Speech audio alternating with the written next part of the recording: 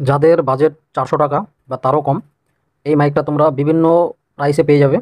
প্রায় 12টা মডেল আছে, কিন্তু ওর মধ্যে কোনটা ভালো, ওই 12টা মডেলের মধ্যে কোনটা সবথেকে বেস্ট K8 মাইক, সেটাই তোমাদের আমি জানাবো পরের ভিডিওতে। তো এটার আমরা 40 ফিট দূর অবধি রেঞ্জ টেস্ট করবো, কতটা ভালো কথাগুলো শোনা যাচ্ছে, তোমরা শেষ অবধি দেখতে থাকো। হ্যালো গাইজ, আমরা চলে এসেছি আজকে আমিনপুর এবং বুনিয়াদপুরের মাঝামাঝি একটা এরিয়ায়।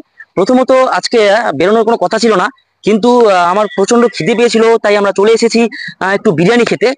কার কথায় কথাটা হচ্ছে, ফরিদ স্যার আমাকে হুট করে বললেন যে যখন তোমার খিদে পেয়েছে চলো একটু খেয়ে আসি।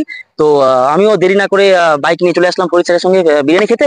এবার ব্যাপারটা হচ্ছে, মাঝখানে একটা রাস্তায় ফরিদ স্যার আমাকে বললো যে তিনি নাকি একটা ব্লুটুথ মাইক কিনেছে। তো সেই মাইকটা কেমন কাজ করছে না কাজ করছে, কত দূর থেকে কাজ করছে, হ্যাঁ মোবাইল থেকে মাইকের দূরত্ব কত হলে ভালো আওয়াজ দেবে, সেটা জানার জন্য আমরা পরীক্ষা করতে একটা রাস্তায় এসে দাঁড়ালাম। আচ্ছা, এবার ফরিদ স্যার আমাকে বললেন যে দেখো তো কি হচ্ছে, মাইকে আওয়াজ শোনা যাচ্ছে কিনা। তাই আমি এখানে দাঁড়িয়ে আছি তোমাদের সঙ্গে, দেখতে থাকো এবং কমেন্ট এবং সাবস্ক্রাইব করতে ভুলবে না। ঠিক আছে?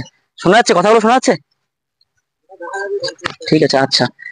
ব্যাপারটা হচ্ছে সেরকম না, জায়গাটা খুব ভালো লাগছে, দেখতে পারো।